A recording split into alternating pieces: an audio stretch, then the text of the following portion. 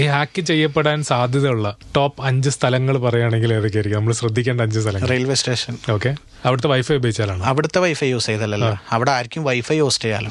Okay. ഇപ്പോൾ railway സ്റ്റേഷന്റെ genuine wifi rail wire, അതിന്റെ താഴെ ഫ്രീ റെയിൽവേ സ്റ്റേഷൻ വൈഫൈ എന്ന് പറഞ്ഞിട്ട് എനിക്ക് പോയിട്ട് അവിടെ ഹോസ്റ്റ് ചെയ്യാം.